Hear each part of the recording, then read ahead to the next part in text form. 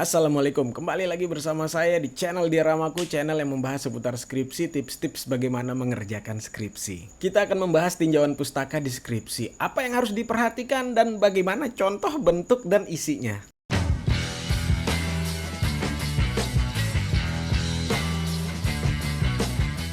Pada umumnya bab 2 itu judulnya tinjauan pustaka. Pahami dulu arti kata pustaka yang mau ditinjau itu, ya kan? Kalau kita lihat arti kata pustaka itu sumber ilmu, sumber referensi, sumber informasi, sumber bacaan. Makanya misalnya seperti perpustakaan itu kan isinya banyak informasi ya, banyak bacaan ya. Ada komik, buku, majalah, koran, dan lain-lain. Jadi konteks pustaka yang mau ditinjau atau yang mau dikaji di bab 2 itu ya berasal dari semua itu. Kemudian pada praktiknya kalau kita spesifik pada skripsi ya, biasanya tinjauan pustaka itu dibagi menjadi dua sumber, yaitu sumber teoritis dan sumber empiris. Nah, sumber teoritis itu yang berasal dari teori, ya kan, konsep, model, bukan hasil penelitian lapangan. Dan yang kedua, sumber empiris. Nah, ini yang hasil penelitian lapangan. Hasil-hasil penelitian itulah dan data-data nyata itu. Ya, data-data nyata bisa diambil dari misalnya majalah, misalnya kan kayak majalah Tempo atau majalah apa yang keren-keren gitulah ya. Nah, semua sumber ini baik teori dan empiris ini dielaborasi, disesuaikan dengan konteks penelitian. Dari subjek, siapa yang mau diteliti, objek, apa yang diteliti, lokasi penelitian, sampai pada tema atau topik yang diteliti. Dari apa yang saya pelajari dari banyak guru-guru saya, tinjauan pustaka yang baik dan benar itu, pertama yang baik itu tinjauan pustaka itu dibuat secara etimologis, terminologis, dan analitis. Kenapa? Tujuannya agar pemahaman dan pengetahuan peneliti dan pembaca itu mendalam. Jadi bukan hanya pengetahuan peneliti yang mendalam, tapi juga pengetahuan pembaca yang ngebaca skripsi kita itu bisa mendalam pengetahuannya. Kemudian membuat tinjauan pustaka yang benar itu tidak ada format baku bagaimana tinjauan pustaka itu yang benar. Semua sesuai konteks, sesuai dosen pembimbing kalian, sesuai selera mereka, sesuai arahan buku pedoman penulisan skripsi. Jadi apakah tinjauan pustaka kalian itu benar? Ya harus disesuaikan dengan yang tadi. Tapi apakah tinjauan pustaka kalian itu baik? Nah, ini dia kuncinya. Jadi saya simpulkan, ini sih teori saya sendiri ya. Jadi tinjauan pustaka itu bukan tentang apa yang akan kita masukkan untuk kita jelaskan, tapi bagaimana cara kita menjelaskan, bagaimana cara kita menulis, atau bagaimana cara kita membahas. Oke, kita lihat contohnya sekarang.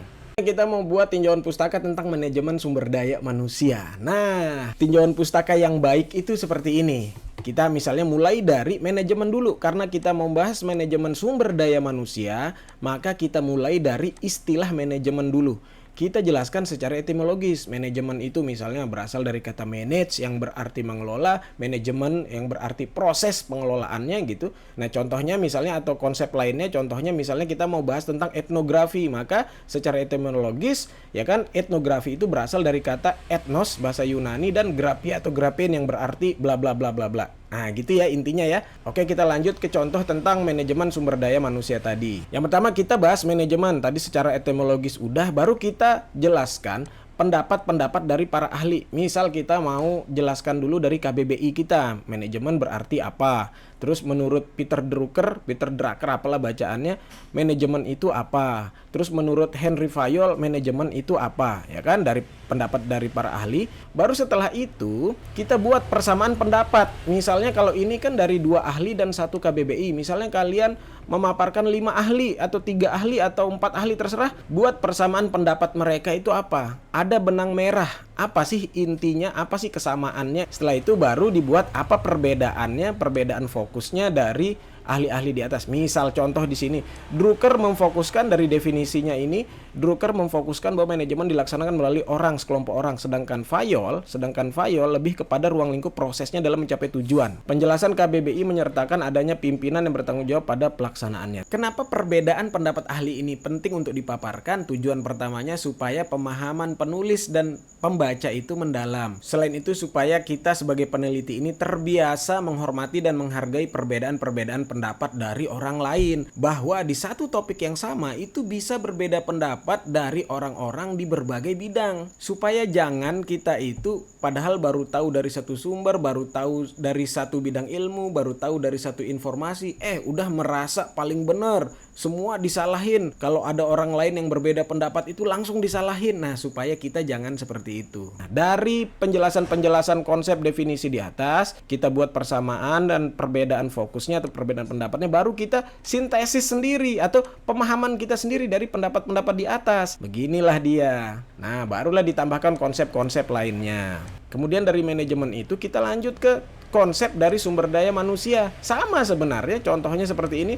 Sumber daya manusia itu dari Gary Dessler apa, sumber daya manusia dari Sutrisno apa, sumber daya manusia dari Hasibuan apa, dari Handoko apa. Baru dari pendapat-pendapat ahli itu kita sintesis berdasarkan pemahaman kita sendiri. Baru dari istilah manajemen dan istilah sumber daya manusia baru digabung menjadi istilah manajemen sumber daya manusia. Sama intinya, pendapat ahli baru kita simpulkan sendiri atau kita sintesis sendiri.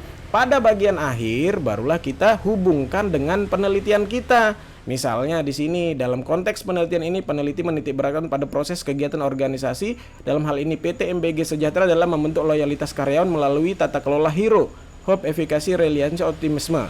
Implikasinya seperti yang telah dijelaskan pada latar belakang, misalnya bla bla bla bla. Nah, setelah itu barulah kita jelaskan, kalau kuantitatif baru jelaskan variabel-variabelnya, kalau yang kualitatif baru dijelaskan apa topik apa yang mau diteliti.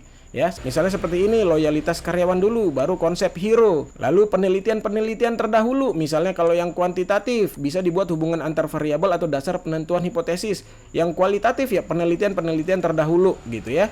Barulah kerangka pikir atau kerangka konseptual atau proses penelitian sesuai dengan kualitatif atau kuantitatif skripsi kalian. Nah, intinya nih seperti ini contohnya. Inilah tinjauan pustaka yang baik.